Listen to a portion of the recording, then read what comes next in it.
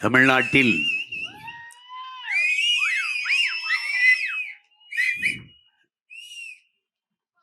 நிலவுகிற சட்டம் ஒழுங்கு சீர்கேட்டை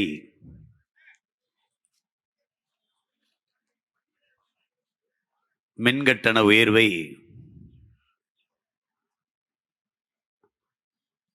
போதைப்பொருள் பெருக்கத்தை கண்டித்து உணர்வெழுச்சியோடு இங்கே நடந்து கொண்டிருக்கிற இந்த ஆர்ப்பாட்டத்தில் பங்கேற்றிருக்கிற என் உயிர் சொந்தங்கள் அனைவருக்கும் என்னுடைய அன்பும் வணக்கமும். அண்மையில் ஒரு வலையொலியில் பார்த்தேன், ஒரு மருத்துவர் பேசிக்கொண்டிருந்தால் நீங்கள் எல்லோரும் அறிந்தது தான். ஆனாலும் மருத்துவர் சொல்லும்போது அதன் மகத்துவம் முதன்மையானது. தினந்தோறும் நீங்கள் வெயிலிலே சூரிய ஒளியை வாங்க வேண்டும், வெயிலிலே நின்று. அப்போதுதான் அது தசை நார்களுக்கும் எலும்புக்கும் வலு சேர்க்கும் என்று. அதனால் இன நலனுக்காக நீங்கள் நின்றாலும் உங்கள் நலனுக்காகவும் வெயிலிலே நிற்க வேண்டிய தேவை இருக்கிறது. உங்கள் நலன் கருதி சொல்கிறேன், நீங்கள் எல்லோரும் நிழல் நாடி போகிறீர்கள். நிழலின் அருமை, வெயிலை தேடி வாருங்கள், அப்போதுதான் தெரியும். உங்களைப் போலதான் எல்லோரும் பாதுகாப்பாக வாழ வேண்டும் என்று நினைக்கிறார்கள். நிழலில் நிற்பது சரிதான், அதற்காக ஒரு மரம் வளர்க்க வேண்டும் என்பதை நாம் எல்லோரும் புரிந்து கொள்ள வேண்டும். இங்க நின்ன மரம் எவனுக்கு என்ன பண்ணுச்சுன்னு தெரியல, வெட்டிட்டாங்க. அது நீ போராட்டம் நடத்துறியா? அங்க போராட்டம் நடத்தினா நிழல்ல நின்று பேசுவ, கொஞ்சம் தள்ளி போட்டா வெயில் நின்று பேசுவாயின்ட்டு. நாங்கள் நிழலையும் விட வெயிலை அதிகமாக விரும்புவர்கள் என்பதை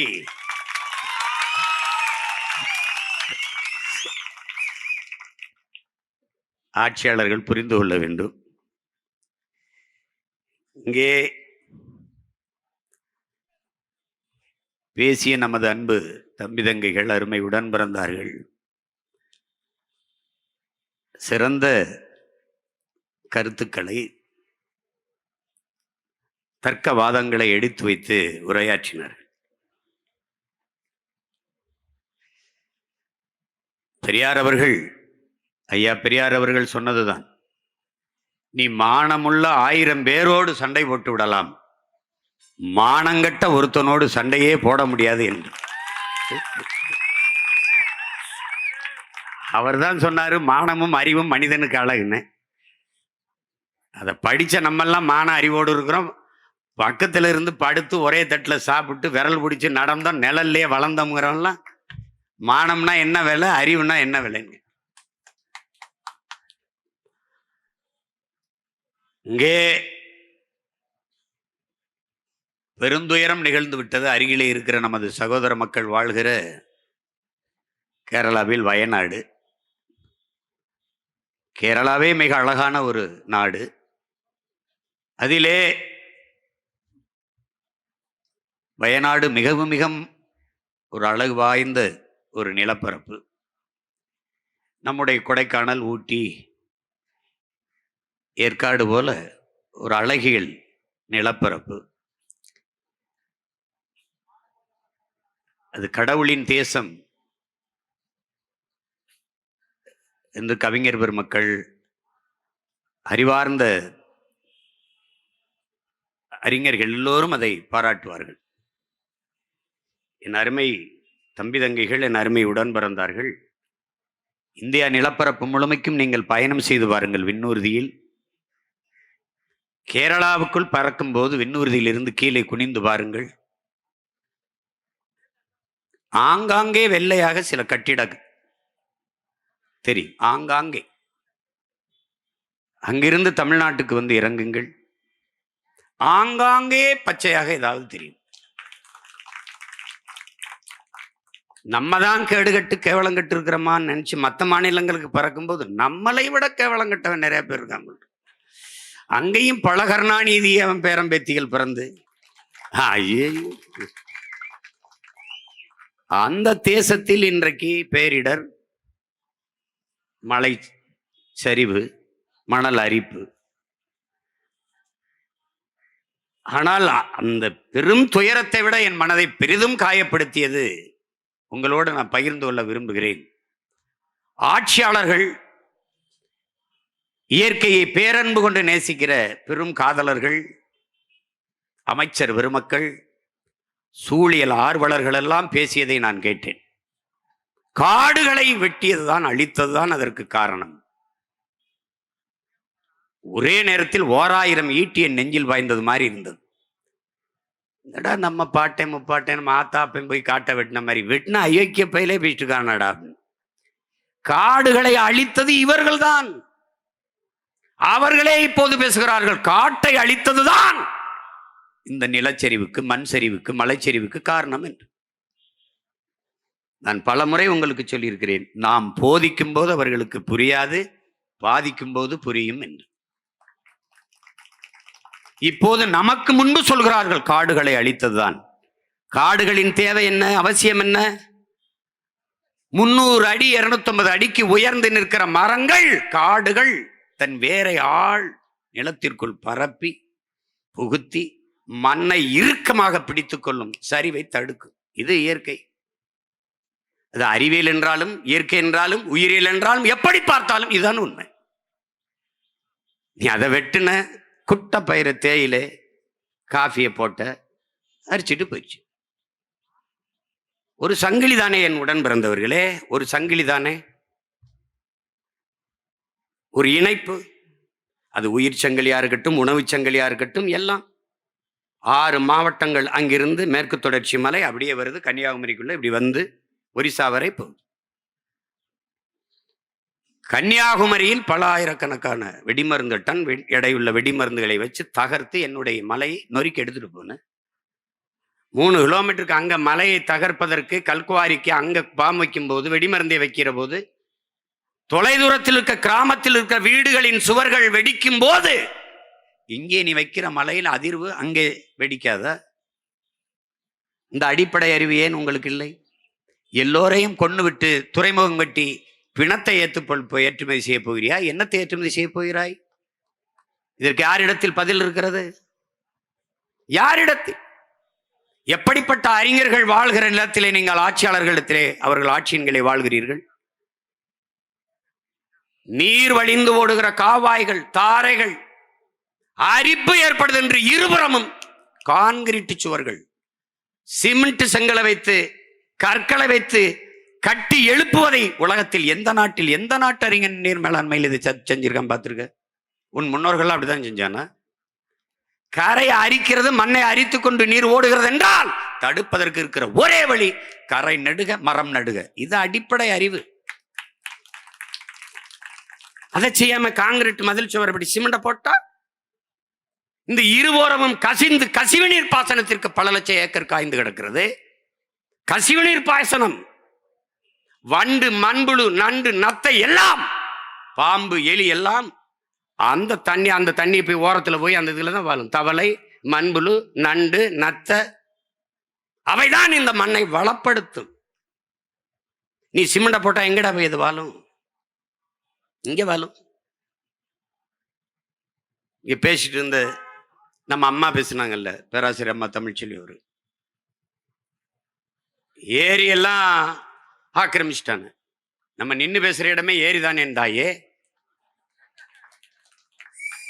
நீரின்றி அமையாது ஒழுக்கு என்று பாடியவனுக்கே கோட்டம் ஏரியை தூத்துட்டு தான் கட்டப்பட்டிருக்கு. இதுக்கு பேரு லேக் ஏரியா. ஏரி எங்கய்யா? அங்கிட்டு போறியா?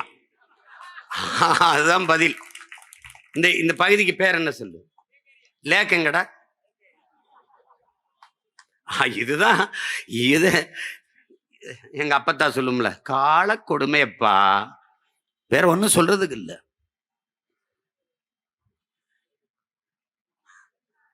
புதுசா சொல்லுவான், மேகம் வெடிச்சிருச்சுன்ட்டு. குண்டு வச்சது யாரா? புவி வெப்பமாயிருச்சுமா. வெப்பமா ஆச்சா? நீ ஆக்குனிய? பருவநிலை மாறிச்சு, மாத்தினியா? மாறிச்சா? தம்பி, நீ வசமா என்கிட்ட சிக்கிட்ட தம்பி. நீ என்னை தேடி வந்துதான் தீரணும், வழியே கிடையாது. நீயா புதுசா சிந்திச்சு பேசுற மாதிரி பேசுவ. நான் பேசினதான் பேசுவேன். என்கிட்ட உன்ட்ட அதிகாரம் இருக்கு, ஊடகம் இருக்கு. எப்படி இருக்கு பாரு. ஐயா ஸ்டாலின் அவர்கள் திடீர்னு பார்த்தா வணிகர்கள் ஒரு 5-6 பேரை உட்கார வச்சுட்டு, எங்கும் தமிழ் இல்லை, தமிழகத்தில் தமிழ் இல்லை என்று யாரும் சொல்லக்கூடாது. யாரோ சொல்றான். ஐயா நீங்க சொல்லல. நீங்க தெருவில் போகும்போது கண்ணை நல்லா மூடிக்கிட்டு குதிரைக்கு கடிவாளம் அப்படியே போறீங்க. தெருவில் இருபக்கம் பார்க்கல. எங்கும் தமிழ், எதிலும் தமிழ் முழக்கத்தை நீங்க முன்வைக்கல. திராவிட எங்க இது முன்வைக்க போறாங்க? முன்வைத்தது எங்கள் முன்னவர்கள். வீழ்வது நாமாக இருந்தாலும் வாழ்வது தமிழாக இருக்கட்டும், அதை முன்வைத்தது எங்கள் முன்னவர்கள். தமிழகத்தின் தமிழ் தெருவில் தமிழ், அதையும் முன்வைத்தது எங்கள் முன்னவர்கள். மணக்க வரும் தென்றலிலே குளிராய் இல்லை, தோப்பில் நிழலாய் இல்லை, தனி பெரிதாம் துன்பம் இது தமிழகத்தின் தமிழ் தெருவில் தமிழ்தான் இல்லை. இது எங்கள் தாத்தன் புரட்சி பாவலன். தாயை பழித்தவனை யார் தடுத்தாலும் விடாதே, தமிழை பழித்தவனை உன் தாயை தடுத்தாலும் விடாதேங்கிறான். இப்ப நாங்க என்ன செய்யலாம் நீங்க சொல்லுங்க. பேரு தமிழ்நாடு என் உடன் பிறந்தவர்களே, தமிழுக்கும் தமிழர்களுக்கும் இது சுடுகாடு. எங்க தமிழ் இருக்கு? எங்க தமிழ் இருக்கு? ஒண்ணு இல்ல. நீ எவ்வளவு பெரிய அறிவார்ந்த நாட்டுல வாழ்றாயின்னு மட்டும் பாரு. இந்த இடத்துல என்ன எழுதிருக்கு பாரு, நடைபாதை நடப்பதற்கு. நடைபாதை நடப்பதற்கு என்று கூட தெரியாத அடிப்படை அறிவில்லாத மக்களாக இந்த சமூகத்தை உருவாக்கிருக்கான். சூடு ஆறிடுச்சு. ஏன்னா நான் சூடாயிட்டதுனால இவனுக்கு முன்னாடி நம்ம சாதாரணம்னு அது ஆறிடுச்சு. சரி ஆயிடுச்சு. இதுதான் இவங்க. அந்த ஒரு நாள் அறிக்கை அது யாருக்காக விடப்பட்டதுன்னு உனக்கு தெரியும். அது தமிழ் இல்லைன்னு யாரும் சொல்லக்கூடாது. நீங்க உணரல. கடத்தெருவில் தமிழ் இல்லை, வீதியில தமிழ் இல்லை. தமிழை நேசிக்கிற பெருந்தகையே, சென்னை கடற்கரையில் சென்று பாருங்கள். நம்ம சென்னை என்று எழுதியிருக்கிறது. நம்ம சென்னை என்று எழுத்திருக்கிறது. என் தம்பி தங்கைகள் போனா பாருங்க. நம்ம தமிழ்ல இருக்கு. சென்னை எந்த மொழியில் எந்த எழுத்தில் இருக்குது? தமிழ் வாழ்க. திராவிட மாடல், திராவிடம் சமஸ்கிருதம், ஆங்கிலம் மாடல் இங்கிலீஷ், தமிழ் வாழ்க. இதாண்டா இவங்க ஆட்சி முறை. அது திடீர்னு ஐயா ரகுபதி அவர்களை பார்த்தில்ல, ஐயா பெரியார் அவர்கள் ராமரை செருப்பால் அடிச்சாரு, தீ வச்சு கொளுத்தினாரு, அதெல்லாம் ஒன்றும் சரி வரல. அவர் அசிங்கப்படுத்த முடியல. இது ராமர் ஆட்சி தான்ட்டாரு. செத்தான் ராமன். கதை முடிஞ்சு. இதை விட ராமரை இழிவாக ஒருத்தரும் சொல்ல முடியாது. இப்ப பெரியாரை விட பெரிய கலாக்காரர், பெரிய புரட்சியாளர், பெரிய சமூக சீர்திருத்தவாதி ஐயா ரகுபதி அவர்கள் தான்.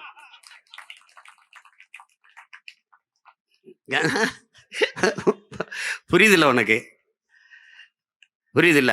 கலைஞரை நீ எல்லாமாட அவமானப்படுத்திடுவ.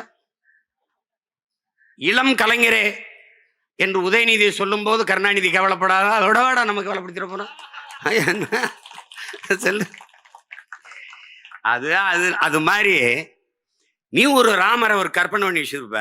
நாங்கெல்லாம் படிக்கும்போது கடவுளின் ஆட்சி எப்படி இருக்கும்னு நினைப்ப. பசி இருக்காது, பஞ்சம் இருக்காது, வறுமை ஏழ்மை இருக்காது, எல்லாருக்கும் உணவு கிடைக்கும், உடை கிடைக்கும், வாழ நல்ல வீடு இருக்கும், அங்க குற்றம் குறை இருக்காது, மது இருக்காது, கொலை செய்ய நடக்காது, கற்பழிப்பு இருக்காது, இதெல்லாம் இருக்காதுன்னு நினைப்ப. நீ அப்படிதான் நினைப்ப. அந்த ஆட்சி நீட்சின்ட்டாரு. ஒரு வார்த்தை ஐயா ஸ்டாலின் அவர்கள் பேசல. இல்ல அப்படிலாம் இல்லையே. திராவிட முன்னேற்ற கழகத்துல ஒருத்தன், ஒரு தலைவர் பெருமக்கள் ஒண்ணு வேணாம். அந்த வாடகை வாய்கள் பொறிக்கும் புறைக்கும் கத்திக்கிட்டு இருக்கும்ல, அந்த நாய்கள் கூட குலைக்கலையே. அது கூட குலைக்கல. அவங்க வசதியா பேசுவாங்க, வசதிக்காக பேசுவாங்க. இது பேச வேண்டிய பொருள் இல்லை, அவங்க விட்டுருவாங்க. என்னடா இவங்க திடீர்னு பார்த்தா முருகன் மாநாட்டில் பங்கேற்கிறார். யாரா முருகன்? யாரு? புதுசா இப்பதான் அவங்க கட்சியில சேர்த்திருப்பார் போல் இருக்கு. அந்த மாநாட்டில் முருகன் யார் என்று ஐயா ஸ்டாலின் குறைஞ்சது 20 நிமிஷம் பேசணும். தாழ எழுதி வச்சு படிக்காம பேசணும். அருணகிரிநாதர் எழுத திருப்பூர் பத்தி திருநகை முத்து அதை பாடணும். பத்தி திரு முத்து திருநகை பாட்ட பாடணும். வேணாவா என் மகன் பெரியவன் கூட வேணாம், மாவீரனை பாட வைக்கிறேன். அவன் திருவாசம் எனும் தீன் அவன் பாடுவான். நமச்சிவாய வாழ்க நாதன் தாழ் வாழ்க அவனா பாடுவான். குறுக்கணி பாண்டினா கோவப்பட்டுருவான். ஏய் நான் பாடு சொல்லு பார்ப்போம். திடீர்னு முருகன் கண்ணுக்கு வருவாரே, திடீர்னு நாங்கள் முருகன் எங்கள் மூதாதை முப்பாட்டன், அதுல ஒருத்தன் அது கடவுளை முப்பாட்டன். கடவுள் என் பாட்டன் தாண்டா உங்களுக்கு கடவுளாயிருக்கான். நாங்கள் முருகனை தூக்கும் போது முருகன் என் இன முன்னோன் எங்கள் தமிழ் கடவுள் என்று நான் வேல்வேல் வெற்றிவேல் என்று வேலை தூக்குகிற போது விமர்சித்த பெருமக்கள் இதே முரசொலியில் என்னை திட்டி இழிவுபடுத்தி எழுதிய கட்டுரை, அங்கே இருக்கிற சோர பாண்டியர்கள் எங்களை பற்றி பேசியவர்கள், அவரெல்லாம் எங்க இதெல்லாம்? இப்ப என்ன வாயில என்ன இருக்குது? எலி பேஸ்ட் இருக்கா, ஃபெவிகால் இருக்கா, என்ன போட்டு ஒட்டி வச்சிருக்கீங்க? எதையும் பேசல. திடீரென்று முருகன் மேல உங்களுக்கு பாசம். நாங்கள் வேலை தடுத்தால் தமிழ்நாடு நாசமாயிரும், நீங்க வேலை எடுத்தால் எப்படி? இதே பிஜேபி வேலை தூக்குகிற போது பாராட்டி முரசொலியில் எழுதினீர்கள். அதே வேலை தூக்கி நாங்கள் திருமுருக பெருவிழா நடத்தும் போது விமர்சித்து எழுதினீர்கள். யார் பிஜேபி RSS தத்துவத்தின் அடிவரடிகள்? யார்? நீங்களா நாங்கள்? யார் வந்தாலும் திமுகவை ஏத்திட்டியா சங்கி. அப்ப நீங்களான லுங்கி அங்கிய? நீங்க யாரு? யாரு? யாரா நீ? யாரு சொல்லு. ராகுல் ஏதாவது கேள்வி கேளுங்களேன். மோடிக்கு ஆதரவாக பேசுகிறார். மோடியை எதிர்த்து பேசுறதா? அப்ப ராகுலுக்கு ஆதரவாக பேசுறதா? ஐயா காலையில் எந்திரிச்சவன அவன் விற்கிற போத பொருளை 1-2 இதை அடிச்சுட்டு தான் எந்திரிப்பாங்க போல் இருக்கு. என்ன தேவை எழுதி வைக்கிறது, பேசுறது, இதையெல்லாம் பேசு. திடீரென்று முருகன் உங்கள் கண்ணுக்கு தெரிய காரணம் என்ன சொல்லுங்க? என்ன அதை சரி பண்ணும்? ராமர் ஆட்சி இங்க சரி பண்ணியாச்சு, இந்துக்கள் வாக்க சரி பண்ணியாச்சு. நல்லா கவனிக்கணும். இப்ப முருகனை தூக்கிட்டு சீமான் திடுறான், நாம் தமிழர் திடுறான். அதை கொஞ்சம் சரி பண்ணு. அப்புறம் இஸ்லாமியர்களுக்கு அந்த சிறுபான்மை பிரிவில் ஏதாவது பொறுப்பை போடு. ஏன்னா இப்ப 26 நெருங்கிருச்சு, இன்னும் 17 மாசம் தான் இருக்கு. அவனுக்கு எதை பத்தியும் கவலை கிடையாது. அதை போடு போட்டு அவங்க. அப்புறம் யார் இருக்கிறா? ஜோ அருள் தந்தை இருக்காரு. அவர் என்ன பண்றாரு? அவர் லயல்ல வேலை செஞ்சாரு, புனித வளனார் ஜோசப் கல்லூரியில வேலை செஞ்சாரு. அவரை தூக்கி கிறிஸ்தவர் நல அங்க ஒரு பொறுப்பு போடு. ஓட்ட கரெக்ட் பண்றான் ராஜா. நீனும் தான் இருக்கிய. தெய்வ திருமகன் முத்துராமலிங்க தேர்வு நினைவிடத்தில் ஒரு மாலை வைத்து விட்டால் கல்லர் மறவர் அகமுடையர் வாக்கை கரெக்ட் பண்ணிடலாம், வாங்கிடலான்னு அவன் நினைக்கிறான். நீனும் அதை நம்புற, அதுக்கு தான் சாய்க்கிற, அதுக்கு தான் ஓட்டு போடுற. ஏன் உன் பாட்டம் பூலித்தேவனுக்கு அதே மரியாதை தர்றதில்லை? ஏன் உன் பாட்டி வேலுநாச்சியாருக்கு தர்றதில்லை? ஏன் உன் பாட்டை மருதிருவருக்கு தர்றதில்லை? ஏன் தர்றதில்லை? ஏனால் இங்கே மாலையை வைத்து வணக்கம் செலுத்தி விட்டால் அந்த 3 சமூக வாக்குகளும் தனக்கு வந்து விடுதுன்னு நம்புறான். நீ அதை தான் தொடர்ச்சியா செஞ்சுட்டு இருக்க. அதான் செஞ்சுட்டு இருக்க. அதுலதான் இது வருது. யாரு கிறிஸ்தவரா? அவருக்கு ஒரு மீனை போடு, அவருக்கு ஒரு புழுவை போட்டு விடு. இது யாரு இஸ்லாமியரா? அவருக்கு ஒரு புழுவை போட்டு விடு. அதானே நடக்குது. இது எதுக்காக நடக்குது? திடீர்னு வறுமை ஒழிப்பு, புரட்சி பெண்கள் திட்டம். புரட்சி பெண் யாரு? புரட்சி பெண்ணுனா யாரு? முதல்ல என் தங்கச்சிகள் கல்லூரிக்கு போகும்போது 1000 ரூபாய் காசு கொடுக்குறேன். 1000 ரூபாய்க்கு கூட வசதி இல்லாத என் வீடு பெண்கள் வறட்சி பெண்கள் தானே ஒழிய புரட்சி பெண்கள் அல்ல. நீ எப்படி புரட்சி பெண்ண? புரட்சி பெண் என்றால் யார்? யார்? கணவர் இறந்து போனார், கைம்பெண்ணாக இருக்கும்போது பிள்ளைகளை விட்டு இறந்து போனார். உங்களால தான் குடி செத்து போயிட்டான். பேச தெரியும். தமிழ்நாட்டிலே இளம் விதவைகள் அதிகமாக, இந்தியாவிலே அதிகமாக இருக்கிற மாநிலம் தமிழ்நாடு. இப்ப என்னம்மா நீங்க இப்படி சொன்னீங்களே இப்ப அப்படின்னா, அப்படி கேட்டால் வாய மூடு. இதாங்க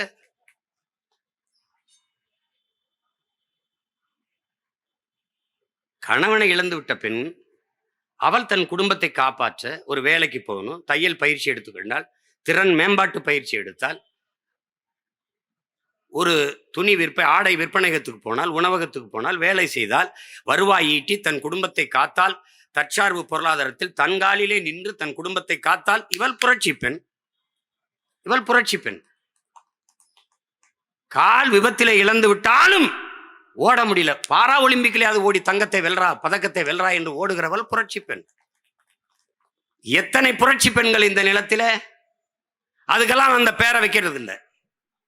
இந்த புரட்சிங்கிற சொல்லு இவர்களால் தான் இழிவாய் போனது. அன்பு மக்களை, வரவன்லாம் புரட்சி தலை, புரட்சி நடிகன், புரட்சி தளபதி, புரட்சி கிரட்சின்னு போட்டு புரட்சி வறட்சி சொல்லாக மாறிட்டது.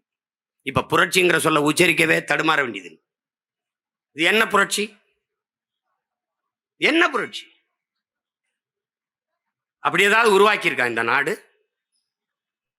பெண்கள் தங்களை தாங்களே தற்காத்துக் கொள்வதற்கு பொருளாதார மேம்பாட்டு திட்டங்களை ஏதாவது அறிவிச்சிருக்கா? தங்களை தாங்களை சார்ந்து வாழ்கிற தற்சார்பு பொருளாதார திட்டத்தை ஏதாவது அறிவிச்சிருக்கா? இல்ல. 1000 ரூபாய், ஏன் 1000? இளைய தலைமுறை பிள்ளைகளை தன் பக்கம் திருப்ப முடியல. கோட்பாடு செத்து போனது, தத்துவம் செத்து போனது, திராவிடம் தீந்து போயிட்டது.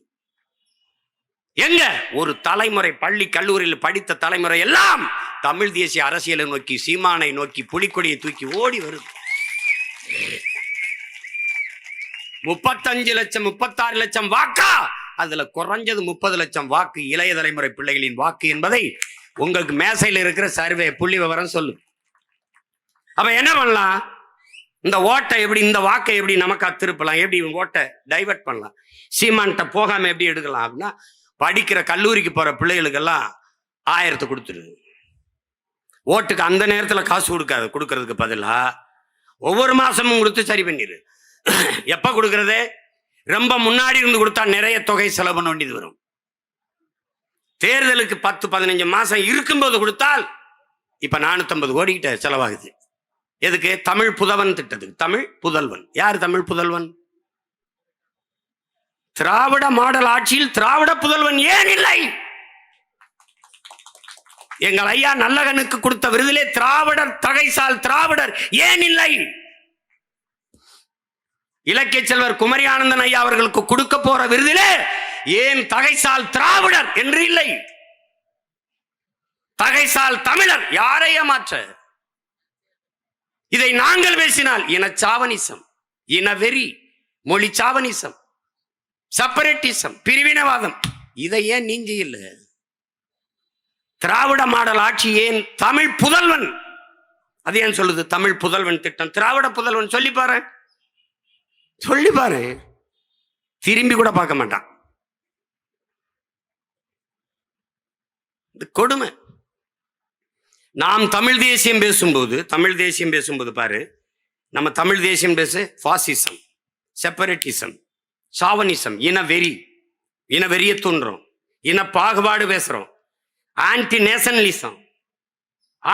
நேஷனலிசம், தேச துரோகம், இதெல்லாம். ஆனால் நாம் சின்ன பிள்ளைகளாக கால் டவசர் போட்டு விவரம் தெரியாத காலத்திலே தெலுங்கு தேசம் என்று கட்சி ஆரம்பிச்சார NT ராமா. அப்பெல்லாம் எங்க போய் புல்லு பிடிக்கிட்டு இருந்த? நீ எங்க போய் இருந்த? எங்களை பாசிஸ்ட், செப்பரேட்டிஸ்ட், இனவெறிகள், தேச துரோகிகள் என்று பேசுகிற இந்தியர் திராவிடர், இந்த திராவிட கட்சிகள், இந்த திமுக ஏன் சந்திரபாபு நாயுடு தெலுங்கு தேச கட்சியோட கூட்டணி வைத்தது? பதில் உண்டா? யார் சொல்லுவா? எங்களை பிரிவினவாதி, தேச துரோகிகள், செப்பரேட்டிஸ்ட் என்று பழி சொல்லுகிற பாரதிய ஜனதா எதற்காக தெலுங்கு தேசத்தோடு சந்திரபாபு நாயுடு அவர்களோட கூட்டணி வைத்து இப்ப பதவியில் இருக்கிறது? எதற்காக இருக்கிறது? நான் தமிழ் தேசியவாதி, பிரிவினவாதி, என்ன இதுக்கா என் வீட்டு வந்து கூட்டணி பேசுன? எதுக்கு பேசுன? நீ உன்னோட கூட்டணி வந்தா எப்படி? உன்னோட வந்துடுறேன், உங்களோட கூட்டணி வந்துடுறேன். உங்க தலைவர் படத்துக்கு முன்னாடி என் தலைவர் படத்தை வச்சா நீங்க இருப்பீங்களா? எப்படி இருப்பிய? எப்படி இருக்கும் பாத்துக்க. தெரிச்சு ஓடிடுவிய, மேடையில உட்கார மாட்டீங்க.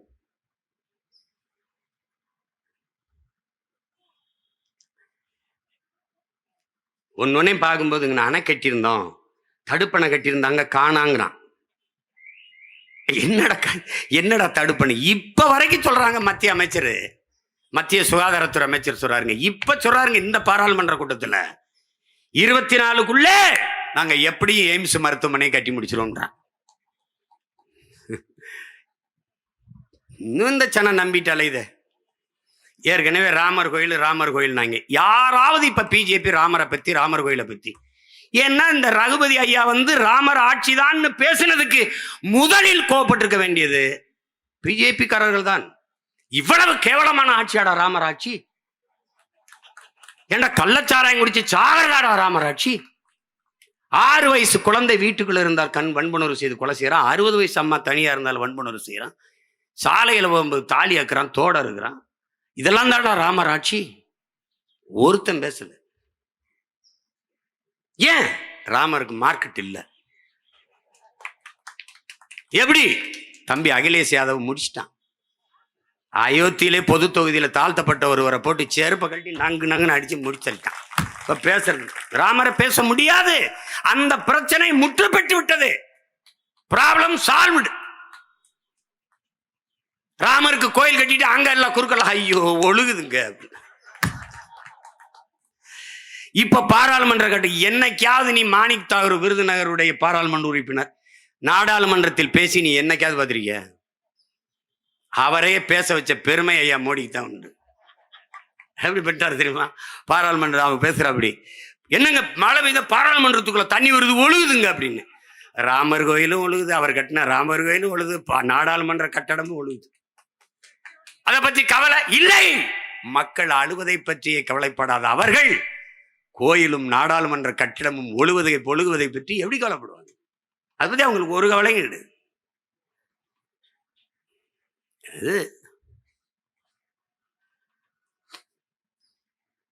இங்க உங்களுக்கு ஒன்று சொல்லணும் பாருங்க. தம்பி துரைமுருகன் அவர்களுக்கு பிணை கேட்குறாங்க. இப்போல்லாம் மாவட்ட ஆட்சியர் சில நீதிபதிகள் எல்லாம் ஆளுகிற கட்சியின் மாவட்ட செயலாளர்கள் போலவே இயங்குறாங்க.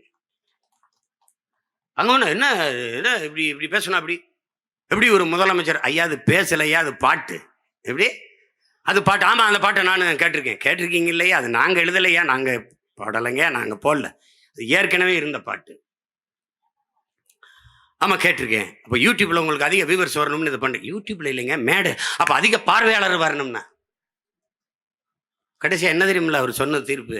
ஊழலை பத்தி பேசுங்க, ஊழலை பத்தி பேசுங்க, ஊழலை பத்தி நிறைய பேசுங்க. ஏன் கருணாநிதி பத்தி பேசுறோம்? ஊழலை பத்தி பேசுங்க. ஊழல் தான் நிறைய, அதனாலதான் ஏன் கருணாநிதி பத்தி பேசுறோம்? ஐயா மாண்புமிகு நீதிபதி ஐயா புகழேந்தி அவர்கள உங்ககிட்ட அன்பா நான் சொல்லிக்கிறேங்க இல்லைங்கய்யா. நீங்க அதனாலதான் பேசுறோம். திருவிளையாடல் படத்துல பாத்தீங்களா, பிரிக்க முடியாதது எதுவோ, பிரிக்க முடியாத எதுவோ, அதுல பிரிக்க முடியாது எதுவோ சொல்லுவாங்கல்ல, வறுமையும் புலமையும். அதுபோல பிரிக்க முடியாது எதுவோ அரசியலிலே ஊழலும் ஐயா கருணாநிதியும் பிரிக்க முடியாது. இது தெரியாம நீ ஐயா எங்க பாட்டன் சூரபத்ம, இன்னொரு பாட்டன் முருகன் போய் எங்களுக்காக எங்க பங்காளிகளுக்குள்ள சண்டை தான். அத பகைவன் எங்களை கொண்டு விட்டான். அதுல இப்ப பாட்டி சூரபத்ம மனைவி போகாத போருக்குன்னு வீடு பரவாயில்ல, அவன் தோதான சொல்றான். முருகபிரானினுடைய வரலாறை எழுதும் போது இந்த சூரபத்மனை எழுதாமல் முருகனுடைய வரலாற்றை எழுத முடியாது இல்லையா? அது மாதிரி ஊழலை பற்றி பேசும்போது ஐயா கருணாநிதி பற்றி பேசாம பேச முடியாது இல்லையா? அது மாதிரி ஒரு வரலாறு, ஒரு பெருமை தான், ஒரு பெருமை தான், பெருமை தான். இங்க இப்படி பாருங்க, அண்ணா பல்கலைக்கழகத்துல இவங்களால கற்பனை செய்யப்படுங்க அறப்போர் இயக்கம் அதை வெளியிடுது. அறப்போர் இயக்கத்தினுடைய உடன் பிறந்தார்கள் எல்லோருக்கும் என்னுடைய அன்பும் வாழ்த்துக்களும். அவங்க என்ன பண்றாங்கன்னா, தகவல் அறிவு உரிமை சட்டத்துல கேட்கறாங்க. அவங்களுக்கு எப்படி இந்த ஐயா வந்ததுன்னு தெரியல. ஒரு துறையில் இப்படின்னா ஒவ்வொரு துறையும் எப்படி இருக்குன்னு யோசிச்சு பார்த்து. மொத்தம் 480 தனியார் அரசு பொறியியல் கல்லூரிகள், மொத்தம் 480. இதுல 52,500 பேராசிரியர் பெருமக்கள், 52,500. இதுல 224 தனியார் சுயநிதியில தன்னிதி, சுயநிதி அது அது சமஸ்கிருதம், நம்ம தன்னிதினே பேசுவோம், தன்னிதி கல்லூரிகள் 224. இதுல பாத்துக்கிறங்க, நல்லா கொஞ்சம் 353 ஆசிரியர் பெருமக்கள், 353 பேராசிரியர் பெருமக்கள் ஒரு இடத்திற்கு மேற்பட்ட இடங்களில் கல்லூரிகளில் பணி செய்வதாக காட்டப்பட்டது. ஒரு இடத்திற்கு மேற்பட்ட இடத்துல நல்லா கொஞ்சம். இதுக்கப்புறம் ஒரு 5 பேராசிரியர் பெருமக்கள் 11 கல்லூரிகளில் முழு நேரமாக பணியாற்றுவதாக காட்டப்பட்டிருக்கு. 5 பேராசிரியர்கள் முழு நேரமாக 11 கல்லூரிகள். இதுல ஒரு பேராசிரியர் பெருந்தகை 32 கல்லூரிகள் தொடர்ச்சியாக 32 கல்லூரியில் முழு நேரமாக பணியாற்றுகிறார் என்று பதிவு செய்து அது சம்பளம் வாங்கிறார். சம்பளம் யார் வாங்கியிருப்பான்னு நீங்க புரிஞ்சுக்கணும். நல்லா கவனிச்சுக்கணும். இதுல ரொம்ப கொடுமை என்னன்னு பார்த்தீங்கன்னா, இப்படி 211 பேராசிரியர்கள் எல்லாம் படித்தவர்கள், முதுகலை பட்டம் பெற்றவர்கள், முனைவர் பட்டம் பெற்றவர்கள். 211 பேர் 2500 பணியிடங்களை அவர்கள் நிரப்பினதாக காட்டி, இவர்களே இங்க வேலை செய்யறாங்கன்னு காட்டி ஊதியம் பெற்றிருக்குது. அதுல 175 பேர் 972 பணியிடங்களை நிரப்பியதாக, இவர்கள் அத்தனை பேரும் முனைவர் பட்டம் பெற்றவர்கள். 175 பேரும் டாக்டரேட் பட்டம் பெற்றவர், PhD பண்ணி முனைவர் பட்டம் பெற்றவர்கள் இந்த வேலையை செய்திருக்கிறார்கள். அறப்போர் இயக்கம் கண்டுபிடிக்காத வரை அண்ணா பல்கலைக்கழகம் இது ஒன்றும் கண்டுகல. இப்ப அது சொல்ற காரணம் பாருங்க, இது எப்படி கண்டுக்கிறாங்க? இல்ல அவங்க ஆதார் அட்டை கொடுக்கும்போது ஒவ்வொருத்தரே பல அட்டைகளை கொடுத்துட்டாரு. ஆனா இவங்க நமக்கு என்ன கற்பிச்சான்? ஆதார் அட்டை தான் எல்லாத்துக்குமான பெருத்த அடையாளம், எல்லா வலிக்கும் ஒரே நிவாரணி ஆதார் தான். கடைசியா அந்த ஆதாரே பயனற்றதுன்னு ஆயிடுச்சு. இத்தனை பேரும் வெவ்வேறு ஆதார் அட்டைகளை கொடுத்து எங்களை ஏமாற்றி விட்டார்கள். அங்க இருந்த படங்கள் வெவ்வேறு முகமைப்பில் இருந்தது. உயர்ந்த தொழில்நுட்பத்தை கற்றுக் கொடுக்கிற பல்கலைக்கழகத்தில் இதை கண்டுபிடிக்க முடியலன்னா அப்ப என்ன நடக்குதுன்னு பாரு. இது எத்தனை நாளா நடந்திருக்குது? அதிமுக ஆட்சி காலத்திலிருந்து நடக்குது, தொடர்ந்து நடக்குது. இதுல இன்னும் கொடுமை, மாரிசாமி முரளிபாபன் 2 பேரும் 6 ஆண்டுகளா ஓமன் நாட்டில வேலை செய்கிறார்கள். அவர்கள் இந்த பொறியியல் கல்லூரியில வேலை செய்யறதா சம்பளம்.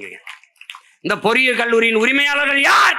இன்றைக்கு அமைச்சரவையில் இருக்க பெருந்தகையில் ஐயா MRK பன்னீர்செல்வம், பெருமதிப்பிற்குரிய பெருந்தகை ஐயா துரைமுருகனுடைய கல்லூரி, நம்ம ஐயா சட்ட மேதை ராமராட்சி நீச்சி நாயகன் இருக்குதார்ல, அவருடைய கற்பக விநாயகம், ஐயா துரைமுருகனுடைய கிங்ஸ்டன், எல்லாம் ஒரு தொலைக்காட்சி, ஒரு வலையொலி எவனும் வாய் திறக்கல.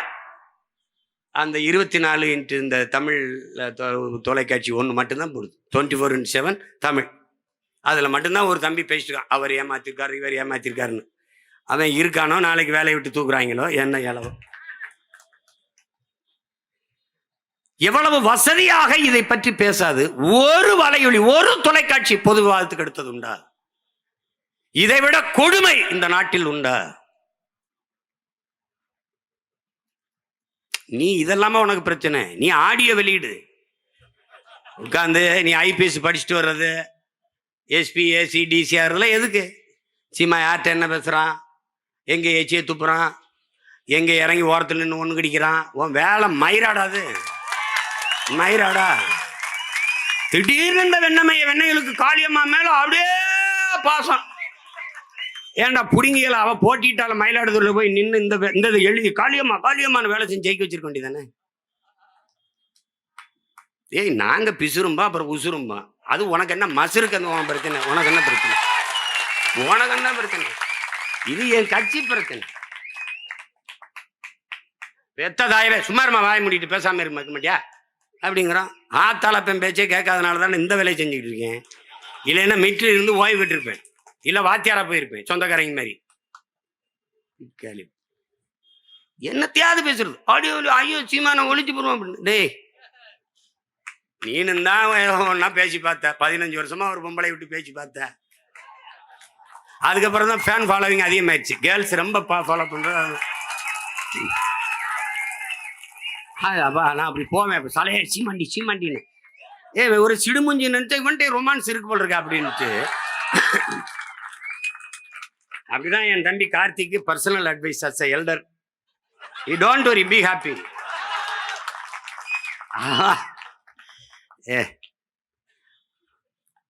அவன் நம்ம முதுக நோண்டி அழுக்க மோந்து பாக்குறவன், அவன் மோந்து பார்த்துட்டு நீனு மோந்து பாரு, நீனு கொஞ்சம் மோந்து பாரு. அயோக்கியப்பு எதை பேசுறது, எது சமூகத்துக்கு பிரச்சனை, எது அவசியம், இதை வெக்கம் இல்லாம மானம் இல்லாம பேசிட்டு. யார் யாரை வச்சிருக்கா, எந்த நடிகை யாரோட போறா, அவளுக்கு 10 லட்சம் இவன் தான் வாங்கி புரோக்கர் ஏஜென்ட் இந்த மாதிரி, அவன் அந்த நடிகை அந்த இதை வச்சு இதை வச்சு உங்களுக்கா எப்படி அவங்க பிள்ளை பொண்டாட்டி ஆத்தால சோறு போடுறவங்களுக்கு மானங்கட்ட நாய். சி என் தங்கச்சி சொல்லிச்சுல, படிக்கிறது ராமாயணம், இடிக்கிறது பெருமாள் கோயில் மாதிரி, பேசுறது பெரியாரு, அப்புறம் இங்கே போடுறதெல்லாம் கேவலமா பெண்களை இழிவுபடுத்தி பேசுறது. அவனுக்கு ஒன்றும் கிடையாதுடா. 23 மீனவனை கைது செஞ்சு போனானே, பேசுனானா ஒருத்தனை பேர் சொல்ற. தமிழ்நாட்டின் தொல்லியல் ஆய்விற்கு எதற்காக சமஸ்கிருதம்? ஏன்டா சீமானை தவிர ஒருத்தனும் கேட்கல. எதுக்கு? தோண்டி பார்த்தா கீழடியில தெரிந்த எழுத்து, அங்க இருந்த எழுத்து ஓடுகள்ல, அங்க இருக்கிற ஆவணங்கள்ல இருந்த எழுத்து தமிழ் எழுத்தா சமஸ்கிருதமா? உனக்கு மனசு வருதாடா? தமிழனின் தொன்ம நாகரிக சுவடு சான்று என்று சொல்ல உனக்கு வாய் வர? திராவிட நாகரிகங்கிற, இந்திய பண்பாடுங்கிற. ஏதுரா திராவிட? அன்னைக்கு சொல்லு எதுரா? இந்தியாங்கிற நிலப்பரப்பு எது? நாடு எதுரா? சொல்லு எதுரா? 2500 ஆண்டுக்கு முன்னாடி ஏது? 600 ஆண்டுக்கு முன்னாடி ஏது? 1800 தான் கன்னடம்ங்கிற மொழியே உருவாகுது. நீ சொல்றபடி திராவிட மொழின்னு வச்சா கூட. அதுக்கப்புறம் கீழே என்ன? சமஸ்கிருதம் தெரிந்திருக்க வேண்டும், திராவிட மொழிகள் தெரிந்திருக்க. வாடாங்க, திராவிட மொழி எதுன்னு சொல்ற? எது எது திராவிட மொழி? என் தாய் நிலத்தை தோண்டி ஆய்வு செய்வதற்கு திராவிட மொழி எதற்கு? சமஸ்கிருதம் எதற்கு?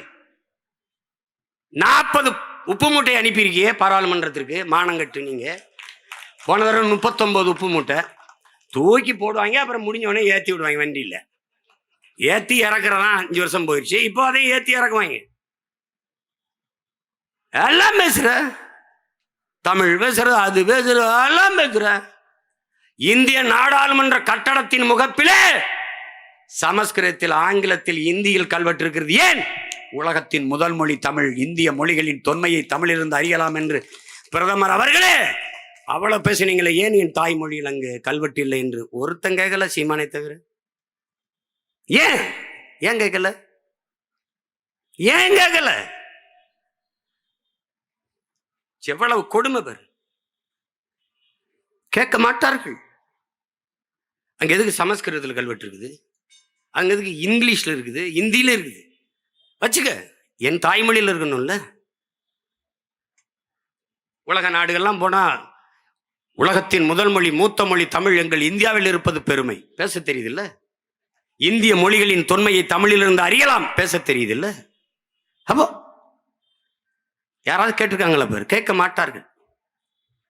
இன்றைக்கு நீ எங்களை தவிர்த்து விட்டு போவாய், ஆனால் ஒரு நாள் நான் கூண்டுக்கள் நின்று கூவுவதால் என்னுடைய குரல் உனக்கு கேட்கல. ஒரு நாள் நான் கூரை மேலே ஏறி நின்று கூவுற காலத்தை நாங்கள் உருவாக்குவோம்.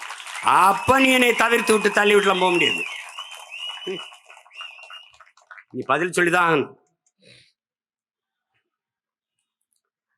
யோசிச்சு பாரு, எவ்வளவு தூரம் நம்மளை ஏமாத்தி நகர்த்துறாங்கன்னு பாரு.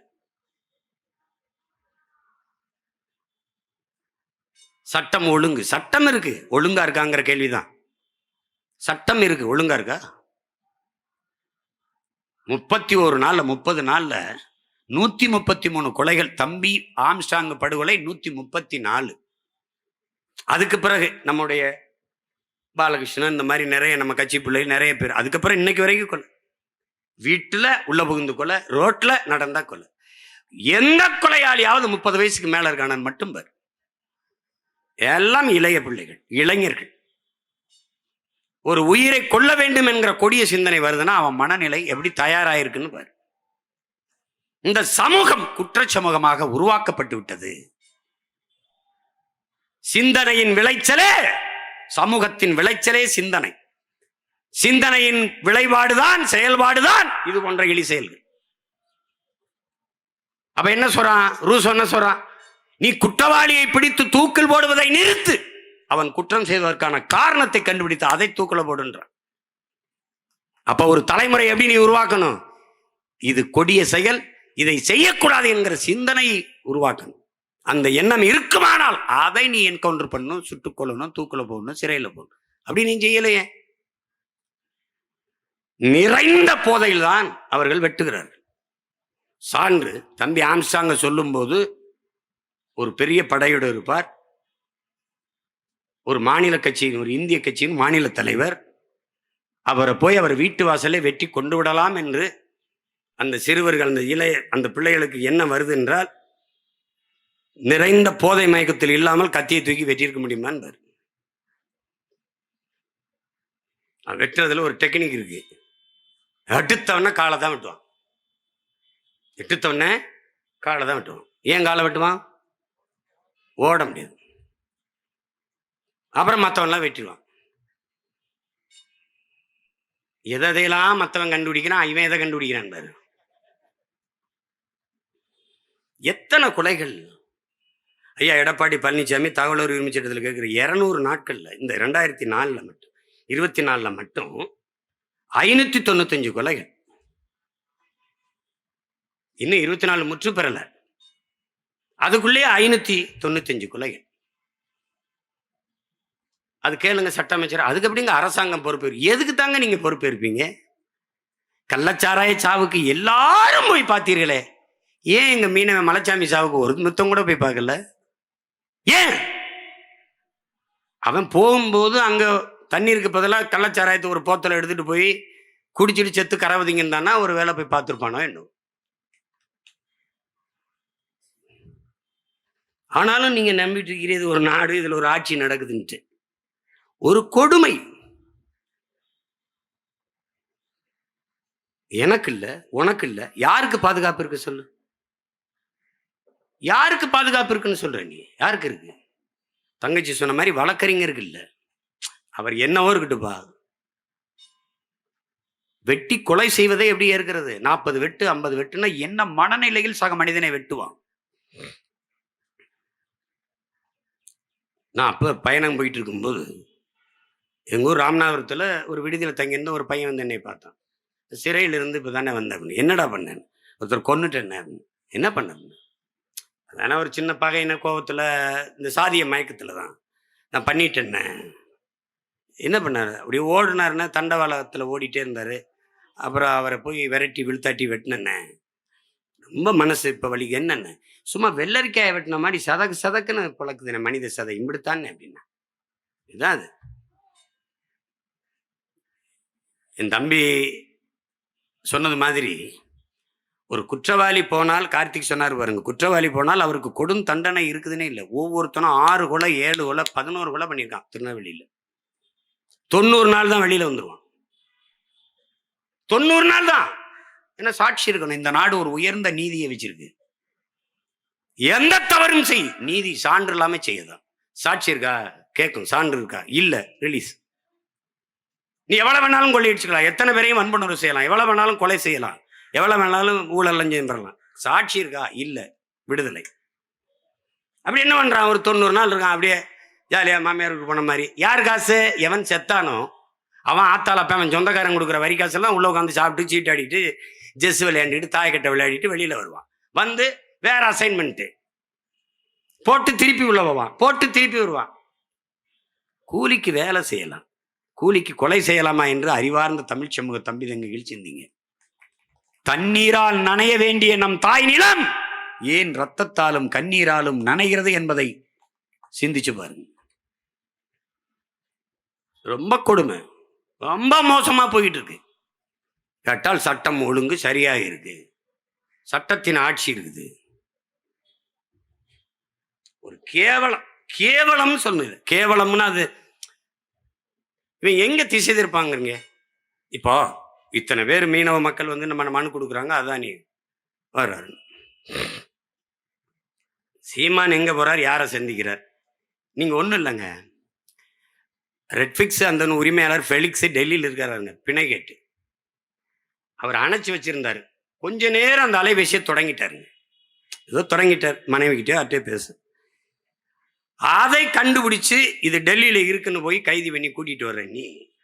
ஆம்ஸ்ட்ராங்க்கு 3 முறை எச்சரிச்சான் உன் உயிருக்கு அச்சுறுத்தல் இருக்குன்னு. அப்படி என்ன பாதுகாப்பு கொடுத்த? என்னை கூட தான் உலகம் பூரா இருக்க மக்கள், என் சொந்த என் கட்சி பிள்ளைகள் உறவுகள்லாம் பாதுகாப்பாருங்கண்ணே பாதுகாப்பாருங்கண்ணேங்கிறாங்க.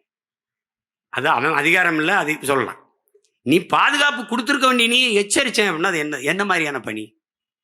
எப்படி பாருங்க. இப்ப வரைக்கும் குற்றவாளிகளை திரட்டி கொண்டுதான் இருக்கிறார்கள். இவர்கள் ஒரு முறையை வைத்திருக்கிறார்கள். தூத்துக்குடி துப்பாக்கி சூடா அருணா ஜெகதீசன் தலைமையிலே ஒரு விசாரணை கமிஷன், ஒரு குழு. இஸ்லாமிய சிறை கைதிகள் விடுதலையா ஆதி நாராயணன் தலைமையில் ஒரு குழு. தங்கச்சி ஸ்ரீமதி தற்கொலையா, அது கொலையா தற்கொலையா விசாரிக்க 2 நீதிபதிகள் தலைமையில் ஒரு குழு. அதுபோக சிபிசிஐடி விசாரணை. நல்ல படித்த என் தம்பி தங்கிகள் ஆழ்ந்த அறிவார்ந்து இதை சிந்திச்சு பாருங்க. தங்கச்சி ஸ்ரீமதி இறந்துட்டா, இது உண்மை.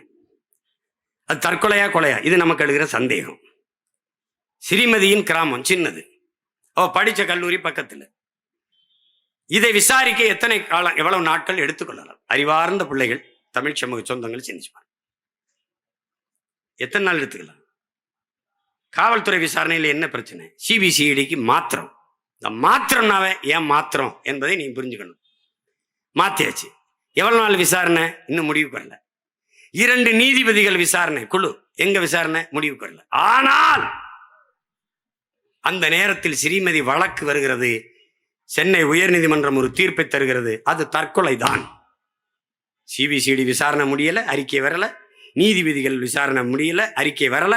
அதற்குள் நீதிபதி அது தற்கொலை தான் என்று தீர்ப்பு சொன்னால் எங்க போயிட்டு இருக்கடா ஒரு நாடு, சட்டம், நீதி, தீர்ப்புலாம்னு யோசிச்சுக்கணும். அவ்வளவுதான் அது. ஆமா, சொன்ன மாதிரி இப்ப சொல்லுதுங்க. இப்ப சொல்லுது நீதிமன்றம், தூத்துக்குடியில் நடந்தது அது கொடுமை, அதையெல்லாம் எப்படி சகிக்கிறதுன்னு இப்ப சொல்லு. உனக்கு தெரியுமா? அந்த செயலில் ஈடுபட்ட அத்தனை பேருக்கும் பணி இடமாற்றம், பணி உயர்வு. இந்த பல்லப்புடுங்கனால ஒரு பல்வீர் சிங், அவனுக்கு பணி உயர்வு, பணி இடமாற்றம். அந்த கள்ளச்சாராய் சாவில் ஒரு காவல்துறை அதிகாரியை பணி இடை நீக்கினாங்கல்ல, அவருக்கு பணி இடமாற்றம், பணி உயர்வு. சென்னையில் தலைநகர்ல போக்குவரத்து துறைக்கு. இவ்வளவுதான் இந்த ஆட்சியாளர்கள், இவ்வளவுதான். 38-40 குழுக்களை போட்டிருக்கிறார் ஐயா ஸ்டாலின் இந்த 3 ஆண்டுகள்ல. ஒரு புழு கூட 2 அங்குலம் அப்படி நகரம்டா. இவன் போட்ட குழு ஒண்ணு கூட நகராது. நீட்டுக்கு எதிராக, நீட்டுக்காக விசாரணை செஞ்ச நீதிபதி ஐயா கொடுத்த அறிக்கை என்னாச்சு?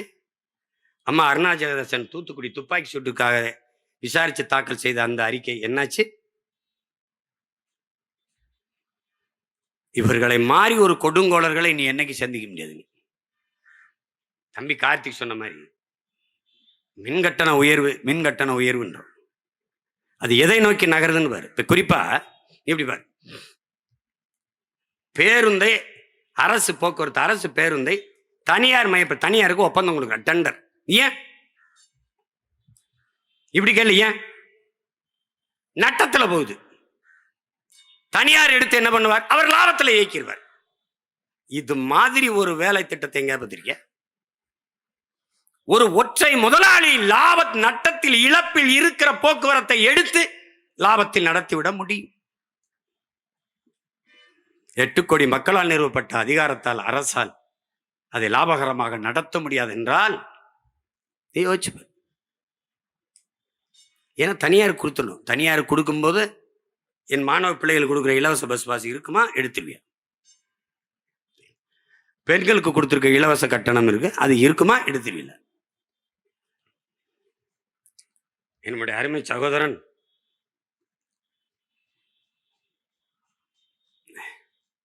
ஈரோட்டில் இருந்து ஒரு மூத்த பத்திரிகையில, புகழ்பெற்ற பத்திரிகையில வேலை செய்கிற தங்கவேல் அவர்கள், அவருடைய மனைவி என்னுடைய தங்கை பணி இடமாற்றத்துக்கு வந்திருக்கிறார். அரசு பேருந்துல போறோம், மகளிருக்கு இலவச கட்டணம் இல்லா பயணம். அது சொல்லுது கண்ணீரோட, ஒரு துளி கூட மதிக்கிறது இல்லை. என்ன நடத்துனர்கள் எங்களை மதிக்கிறது இல்லை. காரணம் இலவசம். இலவசம் என்ற சொல்லால் நம் பிள்ளைகள், பெண் பிள்ளைகளின் மானத்தை கெடுத்து அவமானப்படுத்தியதான் மிச்சம் இந்த அரசு. அது தனியார். எதை நோக்கி நகர்கிறது என்று பாருங்க. இப்ப இப்படி பாருங்க, அதானி தமிழ்நாட்டுக்குள் வந்தார். உலகத்தின் மிகப்பெரிய பணக்காரர், இந்தியாவின் மிகப்பெரிய தொழிலதிபர், மோடி அவர்களுடைய நெருக்கமான நண்பர். அவர் தமிழ்நாட்டுக்குள் வந்தார். யாரை சந்திக்க வந்தார்? எங்கு வந்தார்? எந்ததற்காக, யாரை, என்ன நோக்கத்திற்காக சந்திக்க வந்தார்? இது ஏதாவது ஒரு அறிக்கை, ஒரு தகவல், ஒரு தொலைக்காட்சி பேசியது, வாடகை வாய்கள் பேசியது, ஏதாவது இருக்க இப்ப எதற்காக வந்தார்? அதான் நீ நினைச்சுக்கலாம், ஆட்சியில் இருக்கிறவன் கையெழுத்து போட்டான், அதனால காட்டுப்பள்ளி துறைமுகத்தை கட்டிடலான்னு. இங்க பிரபாகரன் மகன் ஒருத்தர் நிக்கிறேன், இங்க ஒரு மயிரையும் பிடுங்க.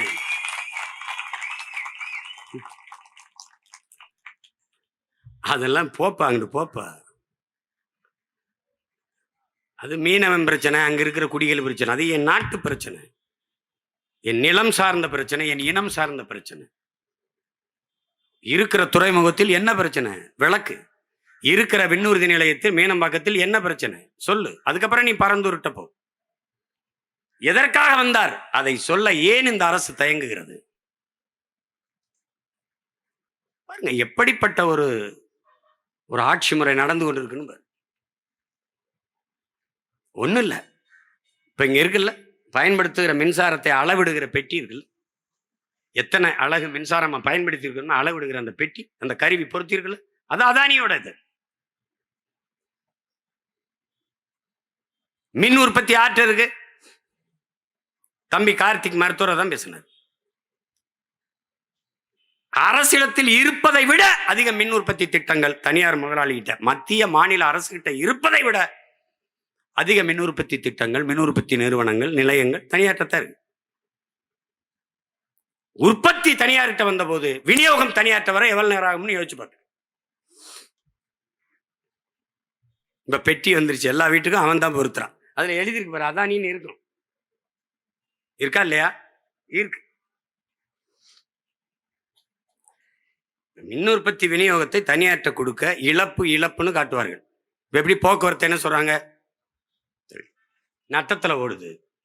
மின் உற்பத்திக்கு 1,50,000 கோடிக்கு மேல இழப்பு. கட்டணம் உயர்ந்து கொண்டே இருக்கு. உயர்த்துங்கள் ஐயா ஸ்டாலின் அவர்களே, நீங்க நேர்மையான நிர்வாகி, சிறந்த தலைவர். விக்கிரவாண்டி தேர்தலுக்கு முன்பாக இந்த மின் கட்டணத்தை உயர்த்தி இருந்தால் உங்களை பாராட்டலாம்.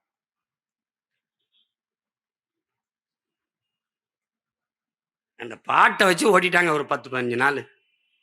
அது கைது, இது கைது, சண்டாளன்னு பாடக்கூட. பாடல விடு, வேற பாட்டு பாடுவோம்.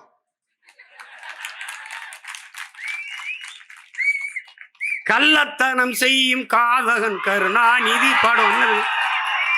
கள்ளத்தனம் செய்யும் காதகன் கருணாநிதி, சதிகாரன் கருணாநிதி, கொடுஞ்சனிகாரன் கருணாநிதி, பொன்னான தமிழ்நாட்டை மண்ணோடு புதைத்திட்ட கருணாநிதி, அண்ணாவின் புகழுக்கு களங்கத்தை விளைத்திட்ட கருணாகன் கருணாநிதி, சதிகாரன் கருணாநிதி, கொடுஞ்சனிகாரன் கருணாநிதி. எப்படி இந்த பாட்டு இன்னையிலிருந்து உலக புகழ் பெறும். பல பேருடைய அழைப்பு ஒளியா இருக்கும். என் மேல ஒரு வழக்க போடு, ஓடு வா. எதுக்கு படிச்சா, எதுக்கு வந்தா, அந்த வேலையை பாரு. இந்த அதிகாரம் மேலிடம் சொல்லிருச்சு. எதிரா உங்க மேலிடம், பல மேலிடம் கீழிடமா இருக்குடாப்ப. போய் பீச்சில் போய் பாருங்க, மேலிடம் கீழிடம். வரலாற்றின் கால சக்கரங்கள் சுரண்டு கொண்டுதான் இருக்கிறதுங்கிறார் எங்க தலைவர். இன்னைக்கு மேல இருக்க, நான் வீதியில இருக்கேன். ஒரு நாள் நீ வீதியில் நிப்ப, நான் மேல நின்று நீ கத்திட்டு இருப்ப, நான் அங்க இருப்பேன்.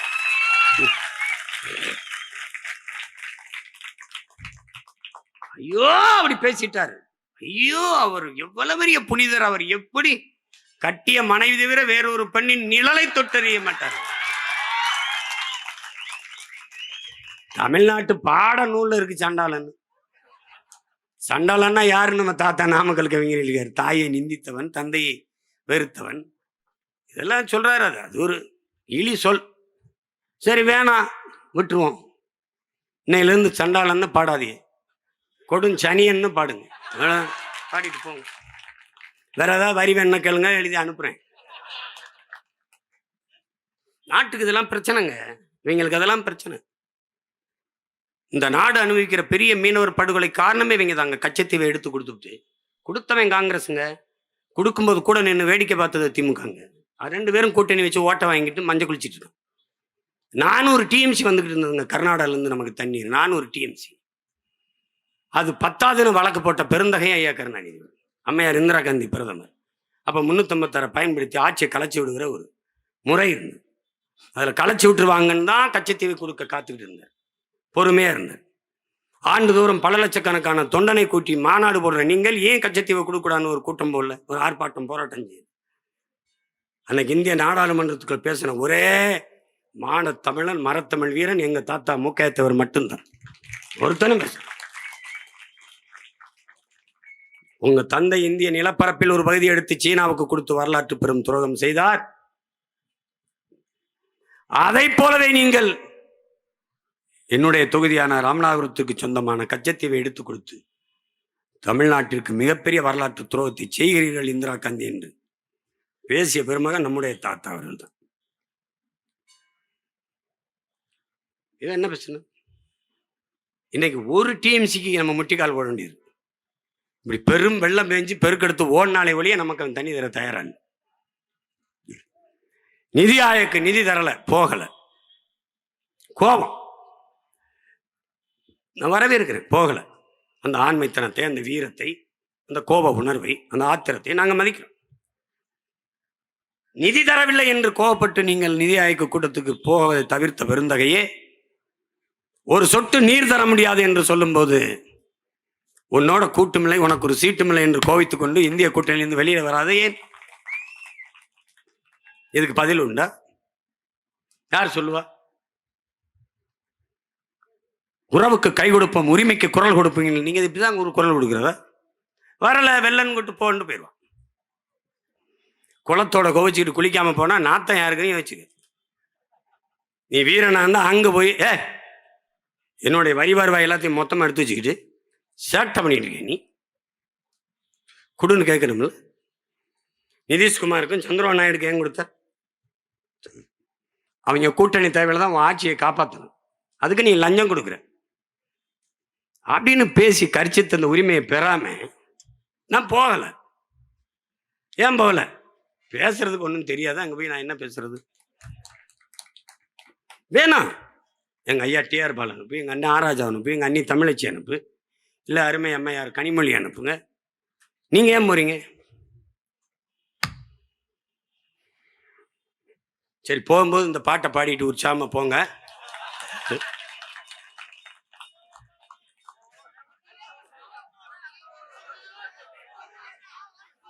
ஏடா இப்பவே ஹிட் ஆயிருச்சடா.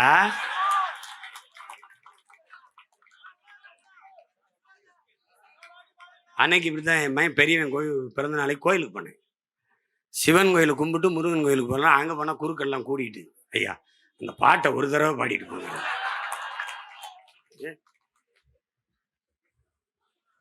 இப்படி பாடுறதா போயிடுறதா?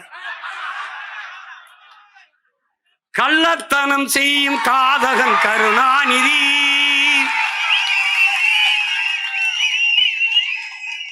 சதிகாரன் கருணாநிதி,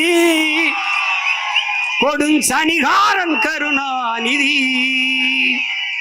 பொன்னான தமிழ்நாட்டை மண்ணோடு புதைத்திட்ட காரணம் கருணாநிதி, அண்ணாவின் புகழுக்கு கலங்கத்தை விளைத்திட்ட கருணாகம் கருணாநிதி, கொடும் சதிகாரன் கருணாநிதி.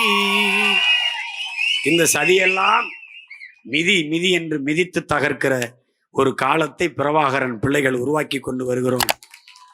26 எங்களுடைய ஆட்டம் தொடக்கம். தமிழ்நாடு எங்கள் அதிகாரத்திற்கு அடக்கம். புரட்சி எப்போதும் வெல்லும். நமது பற்றி அதை சொல்லும் நாம் தமிழர்.